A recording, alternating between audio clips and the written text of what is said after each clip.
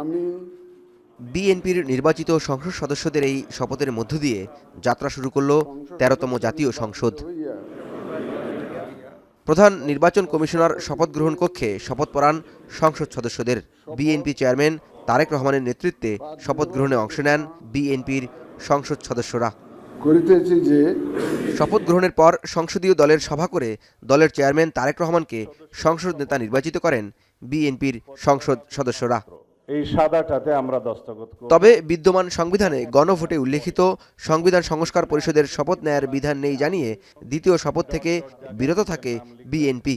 গণভোটের রায় অনুযায়ী সংবিধান সংস্কার পরিষদ গঠিত হলে সেটা সংবিধানে আগে ধারণ করতে হবে এবং সংবিধান সংস্কার পরিষদের সদস্যকে কে শপথ নেয়াবেন সেটা বিধান করতে হবে।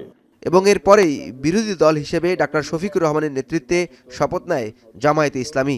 এনসিপি সহ অন্যান্য স্বতন্ত্র সংসদ সদস্যরা প্রধান নির্বাচন কমিশনারের কাছে শপথ গ্রহণ করেন। ভালো মানের রডের থেকেও 12% অধিক শক্তিশালী। আকিজ ইস্পাত, কমিটেড টু কোয়ালিটি। এখন আপনাদেরকে শপথ বাক্য সংসদ সদস্য হিসেবে শপথ গ্রহণের পাশাপাশি সংবিধান সংস্কার পরিষদেও শপথ নেয় জামায়াত এনসিপি। গণমাধ্যমে জামায়াত আমির বলেন, সংবিধান সংস্কার পরিষদে শপথ না নিয়ে জুলাইকে উপেক্ষা ও অবজ্ঞা করেছে বিএনপি। সরকারি দল শপথ না নিয়ে তারা জুলাইকে উপেক্ষা এবং অবজ্ঞা করেছেন। এতে জন আকাঙ্ক্ষার বিপরীতে তাদের অবস্থান বলে আমরা মনে করি। সংস্কারের বিপরীতে তাদের এই অবস্থান স্পষ্ট। যদিও তারা ব্যাখ্যায় বলেছেন যে সংসদ বসে তারপরে প্রভিশন ক্রিয়েট করে এটা তারা দেখবেন, আমরা এটা দ্রুত দেখতে চাই। শপথ অনুষ্ঠান শেষে 11 দলীয় জোটের বৈঠকে বিরোধী দলের প্রধান নির্বাচিত হন জামায়াত আমির ডাক্তার শফিকুর রহমান, আর দলটির নায়েবে আমির ডাক্তার সৈয়দ আবদুল্লাহ মোহাম্মদ তাহের হন বিরোধী দলীয় উপনেতা।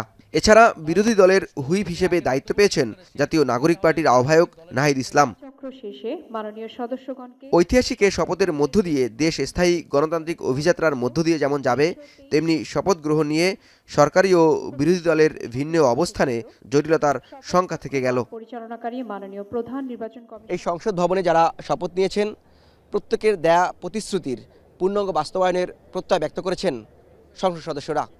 এবং শপথ গ্রহণ পূর্ব সংবিধান সংস্কার পরিষদের শপথ নিয়ে সরকারি দল ও বিরোধী দলের মধ্যে যেই মতভেদ দেখা দিয়েছে, তাতে স্পষ্ট হচ্ছে আগামী দিনের সংসদ একটি প্রতিদ্বন্দ্বিতামূলক সংসদ হতে যাচ্ছে। কতটা কার্যকর এবং প্রতিদ্বন্দ্বিতামূলক হতে যাচ্ছে সেটি দেখতে অপেক্ষা করতে হবে আগামী দিনের সংসদ অধিবেশনগুলো। জাতীয় সংসদ ভবন থেকে জাওয়াদ মাহমুদ, এখন।